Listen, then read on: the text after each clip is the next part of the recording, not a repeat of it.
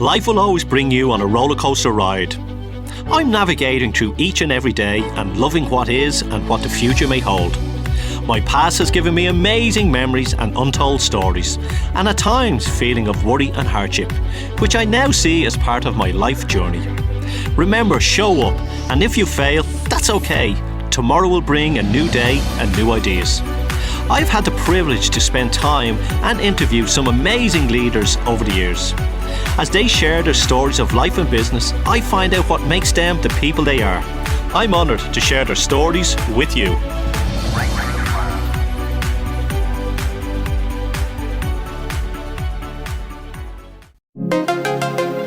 On today's show, we have Denise Devlin.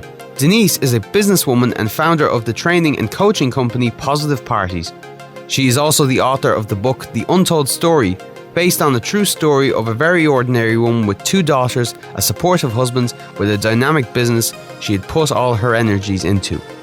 The overall message for all of us in describings are non-judgment and unconditional love. Denise Devlin, welcome to Breakthrough Brands. How are you? I'm doing great, Joe. Thanks very much. I read your book, Denise, and I found it very intriguing. Opened up a lot of doors for me and made me realise a lot of things that I knew, but I was fearful to answer in my own mind. Do you get that a lot from a lot of people? Oh, yes, definitely. I've had so many emails, messages, calls of people just saying how it's their truth, that it's stuff that they've, information that they felt that they always knew, and just, I suppose, growing up in their conditioning and what they were told, through, I suppose, religions and parents and grandparents. And the book really just, everything that they felt deep down in their heart and souls is there. Tell us, before we get into the book and how it all happened, Entrepreneur of the Year, you have a successful business, you deal with corporate, you deal with government, and you would deal with a lot of business owners as well. What is the businesses that you're involved in, and what is it you do? Well, it was 10 years, 10 years ago, Joe, I came up with this idea, which, as I say, it was divine inspiration, to have training to do with positive mental attitude and positive psychology. And it was really about getting businesses to look at NLP, neuro-linguistic programming, which I'm a master practitioner in, and start thinking outside the box. And by doing this, I created this training company and coaching company that delivered workshops in a party style environment. So it's basically, my company's basically called Positive Parties, Training with a Difference. And it's an inspirational, motivational and transformation coaching and training company delivering workshops, promoting positive mental attitude in a unique party style environment. That you have that rolled off. That's like well rehearsed, that is. My elevator speech. Your elevator pitch, yeah. So it's quite interesting that you created that, because, a lot of us, like myself as a business consultant, we're always looking for products or services that can actually help the business grow and help people. So you were very creative in doing this. When you go into a business to start it, do they look at you a little bit oddly and go, you want us to do what? But then when they get into it, they can realise the fun and how everything matches together for their learning purposes. Oh, totally. Because I'll tell them at the start, like, here's your learning objectives and this is what you'll come away with at the end of the workshop.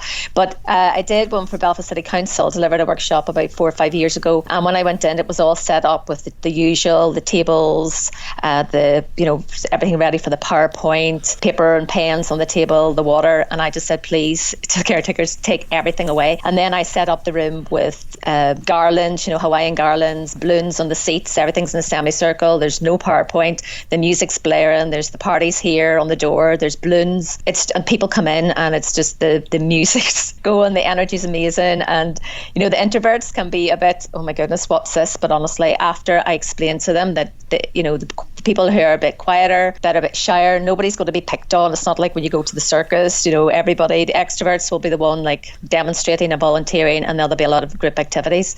But after each activity, there is a learning. And because they have had so much fun and they've all laughed so much, people go away remembering what they've learned.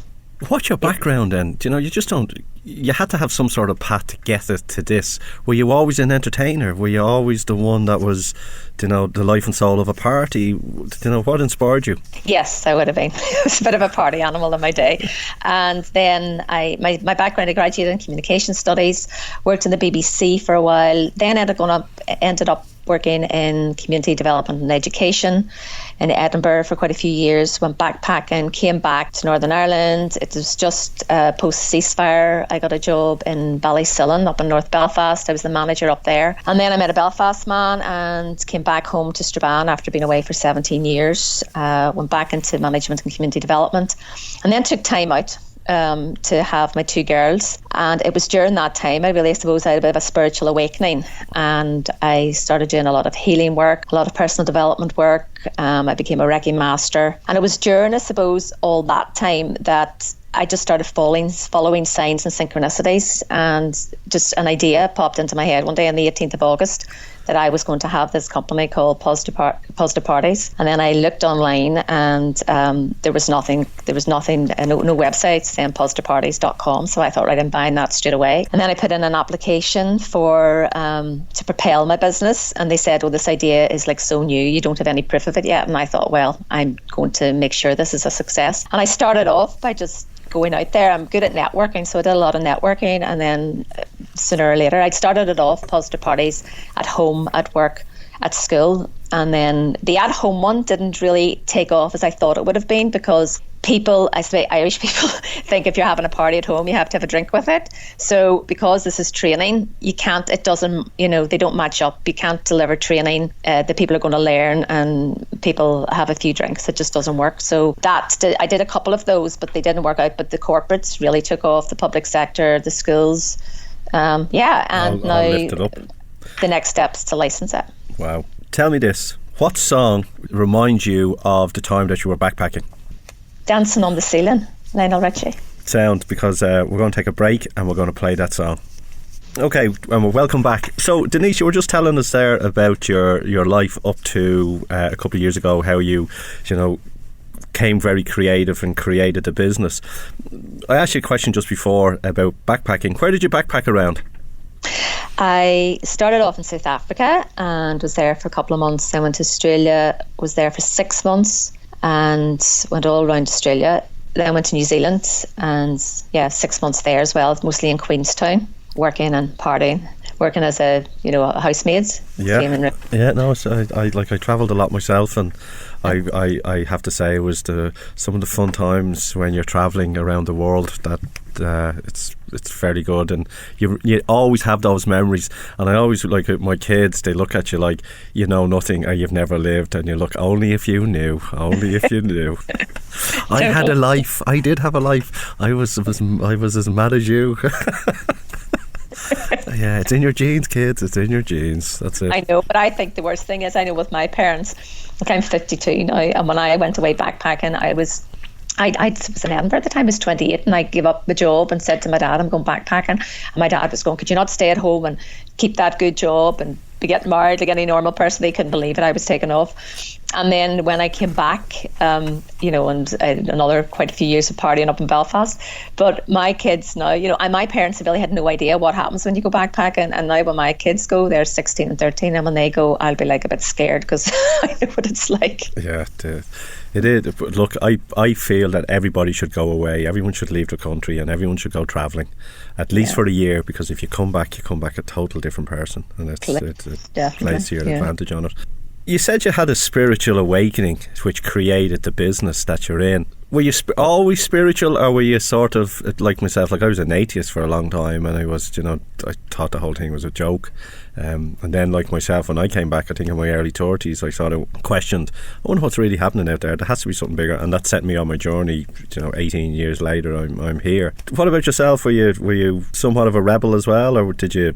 Yeah, I was. I wasn't an atheist, but I went through that stage where when I first went away from home, I think I was going to mass there every Sunday and stuff, because there was something really nice about that. When I had gone to Scotland first, you knew that I was a bit homesick, that everybody that was going to mass there was the same mass was happening to home. So I kind of liked that, and then I got away from it. I got away from the whole Catholic Church and Catholicism, but I still was very much believed in God. And then it was when I was 40, I had a miscarriage, and I was really, really upset about it. And I'll never forget, it was the week my wee baby, my third baby would have been due. And Orla was only like 18 months at the time. And Emer had gone to nursery. Neil had just gone to work, and Orla had come in. She was in the bed with us. And I'll never forget that Monday thing. It was the Monday morning. I think my wee baby would have been due this week. And I kind of lay in the bed and I just started crying. I says, angels, please, please, please help me get through this week. This is going to be such a difficult week. And it was at that point, Orla just went, Mama, Mama. And she pointed and was like pointing at something up above me. And I said, Orla, what? And she goes, look. And then she just was rah, rah, rah, rah. She had a wee friend called Rah, Rah, and she was pointing and smiling, and she could see something up above her, and I couldn't see anything. And she was laughing and pointing away, and I just knew that my toddler had seen something, and I truly believe it was the wee angel coming, the wee baby just saying, listen, I'm all right. And that really was a total change for me. That kind of opened me up to just doing a lot of reading and a lot of personal development and doing transforming and cellular memory, doing Reiki. My life changed that day on the 4th of June 2007. It's interesting because I in my whole 20s I didn't. I think when I was in my teens, I went to mass because I was made go to mass. Yeah. I remember I wanted to be a priest, and I spoke to the priest and then the local priest, and then I met girls, and my whole life changed, and I didn't go that path. But then in my 20s, I went away, and I worked and I partied, and I didn't think of religion. I didn't think of anything. And then at that stage, I kind of went, I don't believe in any of it, And then it was when I only came back home that I kind of went, interesting. And I went through a lot of different organisations and sort of read a lot of books, and still reading on it today. But with yourself, okay, that day was a change for you, and you got into experimenting, as you say, like Reiki, and you did what was the other stuff you did as well? Reiki and transforming cellular memory. What is that? That is like a healing modality, really, where there was a guy in America, and he came over to Ireland, and there was other people doing it. Then I went to one of his workshops, and I'll never forget the first workshop I went to in Derry, and it was like five days, and I went into that room, and you could just feel the energy. And it's really about transforming cellular memory. It's like we have old memories in our body, things that happened to us when we were younger, like a memory, or even if we were kind of like hit or slapped around, and we have like taken that memory and like hid it down and just suppressed it, and it's like stuck. And when you're doing this transforming cellular memory stuff, it comes out into the light, to spirit, and you're able to release it. But I'm very kinesthetic, so my whole body would shake and go into it's just kind of go into spasms, getting rid of all these memories, and this it just transforms through your body out into the light. It's amazing. I can still do it now myself. When an old memory comes up, I just have to sit and ask spirit, ask the light to shine in it, and it works through my body and comes out. And you just can feel the light then when it releases. You can open your mouth and it comes out. It's so powerful. It's interesting because I have no memory. I've vague memory, but I've no memory of my school, my primary school, being in primary school. No memory at all, from baby infants to probably around 5th class. No recollection at all. Wow. Which is quite interesting. So, yeah, it is actually. Yeah. Being dyslexic, I think I just blocked it all out. Yeah. On it. So one day something happened to you. I want to try and tell us that story. Oh, right, about the book. Yeah. Well, I suppose before that, I'll just tell you a wee bit. I would have, on my spiritual journey then recently, I can actually hear things and see. Like I've seen my friend Tanya and I would sometimes sit, I remember years ago, her and I sitting in a room, and sometimes this veil would come down, and I would be like, Tanya, the veil's coming, and it's as if the room kind of closes in. It's just it's kind of like a smoky veil comes down. You just know the energy's changing in the room. And I could see this massive big angel standing behind her. It was huge, up to the ceiling. And things like that have happened in my life, and you just, I wouldn't make that up. It's just so amazing. So I've had things like that happen. So I've always been really open. But what I found was then when I got really stuck into promoting positive parties, and it got busier, and I was like running here, there and everywhere, and going to all these social media conferences, and social media had nearly taken over because I was trying to do so much to keep on top of it, as well as delivery. And I think I kind of got out of my heart and soul a bit and into my head. I was trying too much, and that's when the universe, spirit, just stopped me in my tracks. And basically my best friend from school, she passed away in it was 2016, the 20th of May, and I just was really devastated, and I kind of took time out over the summer, and then in September I got on gung-ho, I'm going to go out there again with a business, and there I was, public sector, then, you know, really busy, and then I just wasn't feeling myself, and my friends were saying, you have to take yourself to the doctor. And I didn't want to, and I said I can't go to a doctor about anything. But I wasn't. I was really tired, and I wasn't feeling very positive. And I eventually went to the doctor, and I had underactive thyroid, which makes total sense because it slows you down, makes you really tired, and lowers your mood. So that was okay. I knew what it was then. So it was January, February time, and in February time, it was coming up to would have been my best friend Fi's 50th birthday, and Fi was great at journaling. And I thought, right, I journal sporadically, but I really have to get into journaling again. So on the 23rd of February, I sat and I started to journal. The next day, I was journaling again. And I started asking myself, what does my soul really want me to know right now? What wants to emerge from me right now? And at this point, my arm just took off by itself, and I had no control of it. And my daughter Orla came running in. She says, Mommy, what's wrong with you? And I says, Orla, I can't stop this. And I just kept having to turn over the page and the scribbles. And then Orla called Emer in. And then the pen actually was so forceful, it flew out of my hand and hit Emer in the face. And they were like, Mommy, what's going on? And I said, I don't know, but there's something more powerful than me. I said, and Orla says, is it God? I said, I don't know, Orla, but there's something happening. And then Orla said, go on, ask how's Michael Jackson. So that was really funny. So the pain, it just kept going, and then it calmed down, and I was like, right, but I wasn't scared. That was it, Joe. I wasn't scared one bit. So my friend Mary came that night to stay, and I was telling her about it. She said, Denise, just go with this.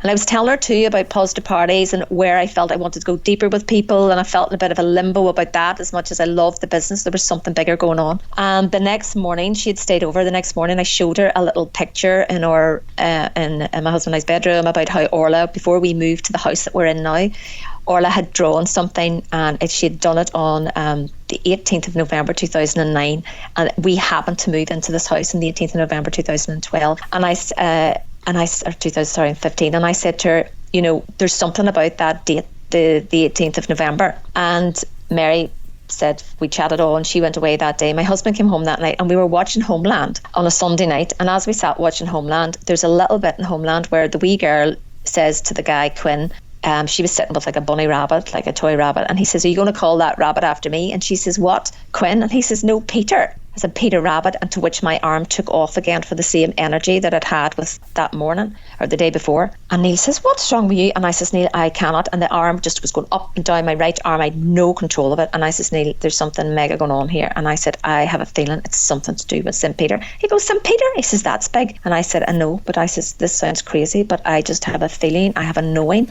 that it is. And I said, I can't. And the arm just then calmed down. So Neil went on up to bed, and he says, I'll leave you and St. Peter to it. He kind of laughed, but he didn't dismiss it, you know, because he gets this stuff. And I thought, right, I'm going to Google this, because dates always mean something to me. And I thought, right, okay, if St. Peter's, the feast day of St. Peter is a date that I recognise or means something to me, that's fine. But if it's not, I'm just totally making this up. This is mad. And I Googled it, and it said the feast day of St. Peter and St. Paul is the 29th of June. And I thought, right, okay, totally made this up. This is like mad. And then it said underneath it, this St. Peter can also be celebrated on the 22nd of February and the 18th of November.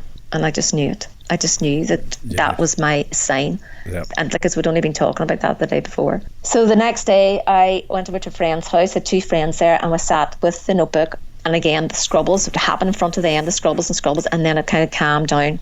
And I asked some questions, and it said, yes, you have to write my story. Go get a notepad, a new notepad, and clear out your office, and you will start scribing on, which was the 1st of March 2017, and you will scribe every day for 40 days. And that was Lent. So I came home that evening, and on the way home, we were taking my daughter back from her tutor, and Emer was in the front seat, Orla was in the back, and we were coming up the top of our country road. It was 7:30 at night, and Emer says, oh, Mommy, look, there's a rabbit. And this, what she thought was a rabbit, but it wasn't. It was a hare. It was going really slowly in the middle of the road. I said, that's not a rabbit, it's a hare. Let's follow it. So we followed the hare. And in my peripheral vision then, I saw something, and I reversed the car back. And it was an owl. And honestly, the owl was just like a few feet from us, sitting on a post, looking at us. And meanwhile, the hare was in front of us, had stopped. And the girls and I were just gobsmacked. And to me, it was just that was the message from nature and from spirit: slow down. Like the hare had totally slowed down, it wasn't going fast, and there was the owl: slow down and listen to the wisdom. And Orla went, "Mummy, the hare took us to the owl." And I'd never seen an owl in the wild before in Ireland. So we came home, I totally cleared out my office, which was full of business books and NLP and CBT and positive psychology and lip chart paper all on the wall with all this posted stuff on it: urgent, ongoing, blah blah blah, Sounds all very familiar. Took it all off and made my office into like a meditation room, and got up on the 1st of March, sat down, didn't know what I was going to be writing, and my arm went off that morning just before I got up, and I sat down and I started scribing, and that was it. And I did that every day for 40 days. And if I didn't get up in the morning, my arm would whack my husband. I would have the alarm set for 5:45, and if I didn't get up, my arm would just take off by itself, and just like my right arm would be whacking Neil beside me and go, "You better get up, St. Peter's calling." And I would get up and write, and I would just sit for like maybe 15 minutes, and then when my arm would take off, when I sit in my meditation room, I would have to write, and then I would hear the words, I would write, and then when I was finished, I would just hear, "Now stop." And the book is published now, and it's global. Yeah. On it. When I heard the story first, I went, "Oh, for God's sake, here's another looper." Right. Yeah, I can understand that. And then we connected, and I spoke to you, and I found, and in that I realised you're a normal mother, and you're genuine in what you're saying. We get the word woo-woo all the time, and I was thinking about that word when I was driving up today to do the interview. What is woo-woo? Is woo-woo something that is out of the ordinary, that is somewhere spiritual, where people can't see, test it, and then think it's a lot of, as they say, woo-woo, a lot of rubbish? And I'm kind of thinking now that woo-woo is where we all possibly should be, in a way, but society and what has happened through the generations of life over centuries has made us disconnect from reality. Yeah, totally. It's so funny you say that, because I remember Faye, my gorgeous soul sister Faye, who's always with me. She sent me a book, Trust Your Vibes, and the first page was about, this is the new woo-woo. And Faye and I used to laugh about that, and then you're saying that now. Yeah, we all have to just remember who we are, and that we come from spirit. We're all a divine spark of the divine, of God, and I think we've just forgotten that. And I have now started, it only started there last week. I only got it through meditation Monday week ago, that I was to start this Lent on Wednesday, a new book. And it's in the new book that St. Peter is saying, this information has been here throughout the centuries, but it got lost along the way because the powers that be didn't want people to know what they can really do and are capable of, because if that happened, they can't be controlled. Yeah, it is all about control, and it's all about, ego. I think ego got involved and took it away, and now the norm is no longer the norm, and look what's happening in the world with it, in America. Look what's happening in France. Look what's happening all over. That there is a disruption happening. There's a shift happening. Totally. And I think it's really sort of making a lot of people questioning what's going on, and hopefully people can kind of go, okay, woo woo, call it woo woo. I don't like that name woo woo, but that's reality. It's just you've been brainwashed, and we have lost it, that this is the way it's meant to be. And if we can accept that and look at it, your life can change. Because when you mention that to people, they roll their eyes into heaven and go, "Oh, here we go." But it's fact. Totally. But because we can't see it, touch it, and our mind can't comprehend it, it's made to be fictitious and bullshit. Yeah. But there's so much research now, Joe. If you just look at Joe Dispenza, he is such a spiritual man, but he is really connecting with the people that need that logical, scientific backup. Yeah, Joe's very good. Joe Dispenza, and I love the way he uses NLP, bring the people in as well. And look at Greg Braden, and the way they, the heart and the mind. We always knew we had the head, then we realised the gut had a mind of its own, and now we realise that the heart has a mind of its own. And as Greg says, if you really want to connect and change your life, you have to get your mind connected with your heart, with that, so the thought with an emotional feeling, and that's how things can happen for you. Yeah, totally. So I know a lot of people will listen to this and they go, "Oh, for God's sake." But I also believe that the one thing that I'm noticing as well, a lot of people will talk to me on one-to-one about spirituality, Now, I don't believe in religions. I don't believe in dogma religions. I think they do more damage than anything else. But I believe that there is a spiritual element to everyone. And people will speak to me in a one-to-one about spirit or spirituality or their meditation or whatever. And that awakening is growing. But if you ask them in a group or ask to hear something, they'll roll their eyes to heaven. Yeah. Why is that? I think people are just afraid to speak up and say what they really feel about it, and in case they're ridiculed. You're like, there's me with the book, and I took it out like my own hometown. It was in the paper, it was in the Belfast Telegraph. You know, the first day that I went into Asda, I thought, oh my goodness, people are going to be saying, look at her. And then my dad is in business, and it's a small town, and everybody kind of knows me through my dad, you know, because we were business. My dad, as I said, in business. So I was like really kind of scared, and I really had to get over myself. And the amount of people that welcomed the book and loved it were people that I never even thought would have even opened it, never mind buy it and read it. It's just been amazing. But still, even with that, there was part of me in my business world that was keeping it low key. So if I would go out to like a Women in Enterprise conference, or I was at a networking event, people would say to me, Denise, I heard you've written this book. Wow, that's amazing. And I would have some in my bag, but I didn't openly go out and, if I had a stand, display them. And it's really only been this past couple of months, this past month or so, that I've been able to do that. I will go out now and I have a stand which will have my big positive parties, with the difference on one side. I'll have my positive dancing, which I do positive mindset for Irish dancers, coaching and workshops on the other. And then in the middle, I have my books. And it was just so freeing, Joe, to think, oh my goodness, I'm just going to show all of me here, all of me. I think that's it, isn't it? Trust. Not care what anybody thinks. And there's some people don't like it. I've had friends that didn't like the fact that I was still being in the business world. I've had other people that think that if you're in the business world, you shouldn't be bringing in this book, that you channel the book as well. And you know what, you see right now, I just don't care what anybody thinks, because and it's so freeing and it's so powerful. It really is. When you find that you don't need to worry about what anyone else feels or thinks, it's when you find your true strength. Yeah.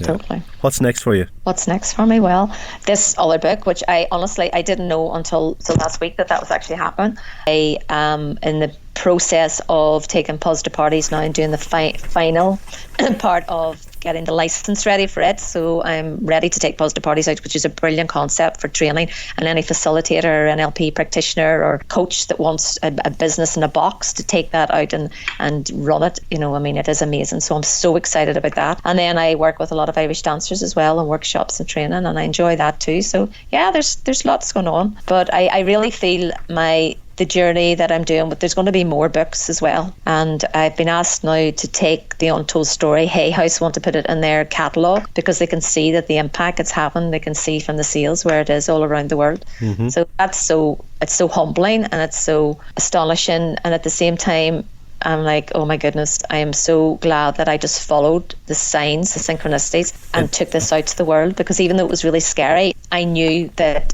I couldn't leave it in a file block sitting up here in Hollyhill and Strabane. It had to get out there no matter what I thought that people would think. And I'm glad I listened to my heart and my soul there. Synchronicities. So many synchronicities. Like, you couldn't make it. That's my phrase. You couldn't make it up. No, you couldn't done it. Yeah, there's all these dates around the 18th of November, and I've just told you that along the way, I was being fed, even from, the publisher to the day I launched it. There's just the 18th of November kept coming up, and you just couldn't make it up. But there's no such thing as coincidence. Deepak Chopra says synchronicities, God's grace of showing you that, you're on the right track. Amazing stuff. Well, what's the best advice that you've ever received, personal or business? Yeah, there's this guy called Tom. He does things about wood cuttings. I went to him once in he's a priest and a psychologist. He does this. Psychotherapy, I think he does, and he's written these books about the whole healing and making things from wood. And Tom Heron, I think he's called. Anyway, I went to him in the Tara Centre in Oma, a 2-day workshop, and he's just one of these. He was very wise and very wonderful, and his stories were amazing. But I was kind of a bit in my head and all over the place, and I went up to him at the break and I said to him, I'm wanting to do this, I'm wanting to do that, and I was talking really fast. I said, and I feel this and I feel that, but I want to let go and I can't, and blah blah blah. And he just looked at me right in the eye and he said to me, let go of the need to let go. I thought that was so powerful. That's let go of the need to let go. Yeah. because I've this going on in my head, and I want to let it go, and I've that going on, and I just want to let this stuff go. And I was in the big drama, and I was telling him a big story, and he just looked at me, and he listened, and he just let go of the need to let go. And then he just gave me one more stare, and then he kind of walked on, and I thought, wow, it was so powerful. That's powerful for me as well. That is on it. So that's the most useful piece of advice I think I've ever heard. Where can people pick up the book? The people can pick up the book from, they can actually get in touch with me personally if they want a signed copy. They can either find me on Facebook or send me an email to denise@positiveparties.com, or they can go to Amazon or to the website, which is thegapyears.com. And the name of the book? The Untold Story, Peter and Jesus, the Gap Years. Excellent. And what song would you like us to play out with today?